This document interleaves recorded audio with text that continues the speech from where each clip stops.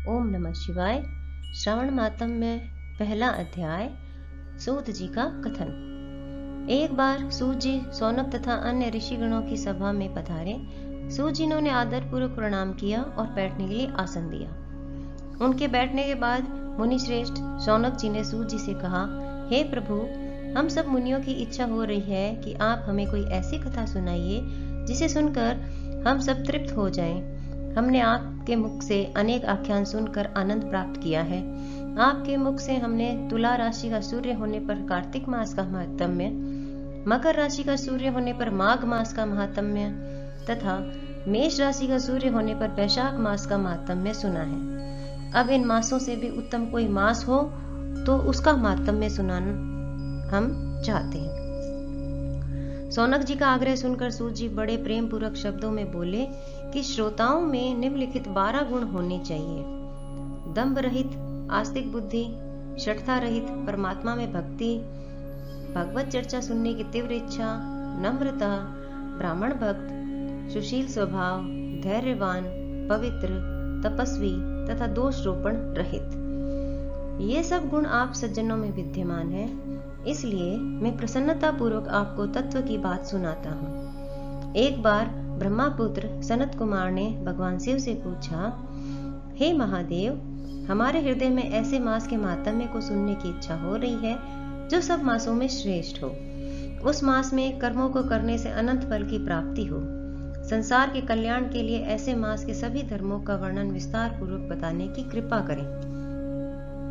भगवान शिव ने सनत कुमारों की इच्छा जानकर कहा, वर्ष के 12 महीनों में श्रावण मास मुझे सबसे अधिक प्रिय है। पूर्णिमा को श्रावण नक्षत्र का योग हो जाने से इस मास का नाम श्रावण पड़ा है। श्रावण मास में सिद्धि प्राप्त होने के कारण इस मास का नाम श्रावण पड़ा। आकाश के समान स्वच्छ हो जाने से नभा नाम कहा है। श्रावण मास के फलों को कहने के लिए ब्रह्मा जी हुए, इसका महात्म्य को देखने के लिए इंद्र हुए और भगवान अनंत ने इसके फल को कहने के लिए 2 सहस्त्र जीव्या धारण की थी। इसलिए श्रावण मास के धर्मों की गणना करने के लिए पृथ्वी पर किसी में भी सामर्थ्य नहीं है। इस मास की कला को भी अन्य मास प्राप्त नहीं कर सकते। इस मास का कोई भी दिन व्रत शून्य नहीं है। इस मास की सब तिथियां व्रत वाली हैं। सनत कुमार बोले, हे महादेव, आपने भी बताया कि इस मास की प्रत्येक तिथि व्रत वाली है, अतः आप मुझे बताइए कि किस तिथि में कौन सा व्रत रखा जाता है, जब व्रत का अधिकारी कौन होता है, उसका फल क्या मिलता है तथा उस व्रत को करने की विधि क्या है, किसने इस व्रत को किया है, उसकी उद्यापन विधि क्या है, उसका देवता कौन है, पूज्य कौन है, पूजन सामग्री क्या है, प्रधान पूजन किसका करना है, जागरण विधि क्या है, किस व्रत का क्या समय है। हे प्रभु, आप मुझे ये सब बातें कृपा कर विस्तार पूर्वक बताने की कृपा करें। श्रावण मास आपको क्यों प्रिय हुआ? इसे पवित्रतम किस कारण से कहा गया है? इस मास में कौन अवतार उत्तम माना गया है? इस मास में कौन सा अनुष्ठान करने योग्य माना गया है? हे प्रभु, आप सब प्राणियों के लाभार्थ मुझसे कहें।